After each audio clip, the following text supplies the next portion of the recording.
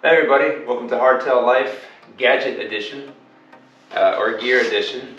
This is the equipment that I use on my rides. Some of it I don't use. I don't use my park tool, setter, and pipe cutter. I'm glad I bought these, but seriously, you will use these like twice in a lifetime. I have bike pumps, but this is really what I use every time. My Cobalt inflator. You have the PSI shown here. You can set it, you can walk away, come back.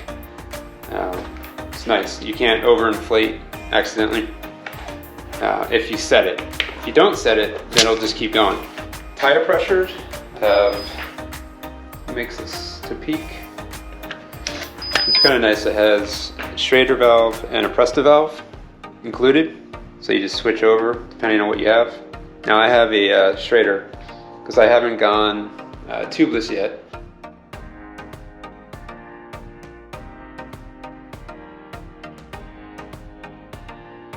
This is always good to have a degreaser. I don't do this every time. Maybe like 1 out of 8 rides. And depending on how bad the chain gets, if it's really muddy out there, I might do this more often, but you just do it once in a while. But I use this mostly by Finish Line, dry bike lubricant.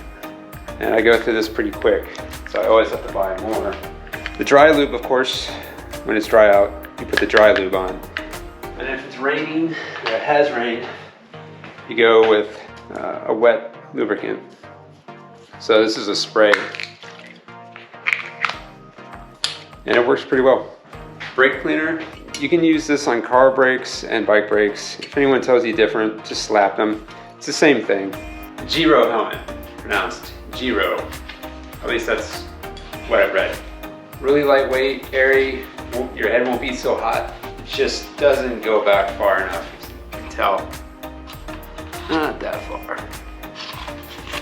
So if you ever really fell back on the back of your head, you're only going to protect half of it. Still going with the chest mount because I don't have a full face helmet. I don't like having anything, I think, on my chin or below my chin. I know this sits over here, but it sits down pretty low, and you just tilt the GoPro up so you can almost look down at the screen. Because a lot of times you're standing up or off the seat, and then you're just going to be looking at the ground. So you have to tilt it so that it looks up when you're tilting forward. But now with the new 9, the external mic had to come up here and then underneath, so I had to go up higher, otherwise it was bending.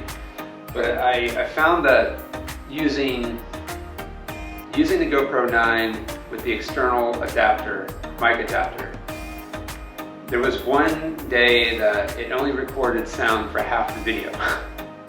So I had to take sound from another ride and add it to it.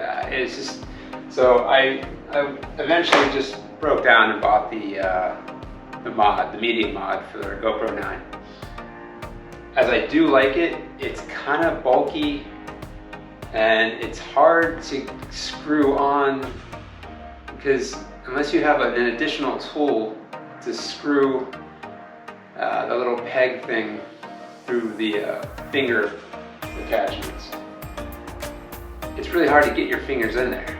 And then you're trying to tighten it, and then you finally get it tight, but then you have to loosen it, you have to take your gloves off and try to get underneath there. I think this is maybe a 2-liter water. I never fill it up, I do like half. I never drink that much water, but some days I wish I did drink more water. Twist ties are always good to have. Even if you personally don't need them, just good to have for other people that might need them on the trail. I've had to give these out to people and they're just like, oh man, thanks for having this on hand.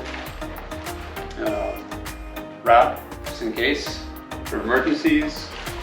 Gauze pads, for Band-Aids, and food. Always good to have. So this is an older Camel pack my problem with these camel packs is they have so many of these straps, and they're just all over the place.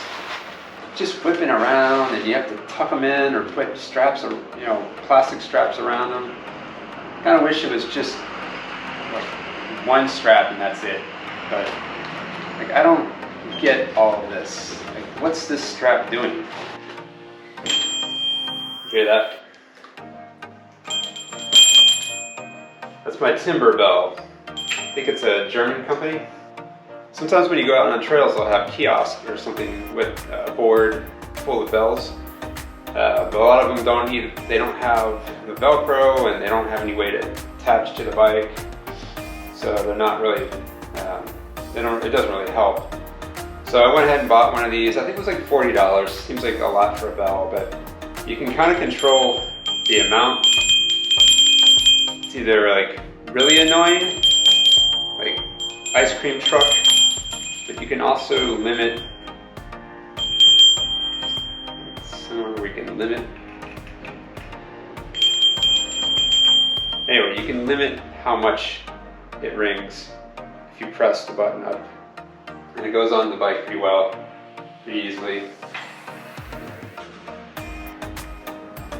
That's really the only attachment I put on this bike. I used to have the GoPro here, but now I think the chest mount is the best way to go. I don't have a full face mask. I don't really want to put a camera underneath my chin. I don't know. I don't like that idea. Maybe I will someday, but not today. It's so much better than going out in my cotton. You can just die in a cotton shirt, but a breathable shirt when you're mountain biking, I mean, I think that's the way to go. Sam Hill's IDPS, I love them. Easy to get on. They go down pretty low too, so you can protect your shin. Anywhere from like here on up. Of course, that's where I got my stitches. The D30s. I love these bad boys. Can be a little tight on the thumb area, but I think that's pretty normal when you got the death grip. I like the Knuckle Guards. The chain plier. These are actually really good to have. Some are more expensive, some are cheaper. I really like this one because it does both. It pulls and it separates. Chain breaker on this side. So it's like a multi-tool. It's even got a can opener. One more thing. This is the Thule 4 bike rack. And for the most part, I've really liked it. I had a little problem with the bolt that you screw in to tighten to the tow hitch. The reason why it was spinning is because all these threads right here got stripped, and I'm gonna have to special order this bolt. And this is only like, I can buy this and have it made for 24 bucks. Whereas if I bought another Thule bike rack, it's like $400. Anyway, thank you for watching my mountain biking gear episode of Hardtail Life. I hope this was helpful. You can compare the things that you have or don't have, or the things you don't really need when you're actually on your bike.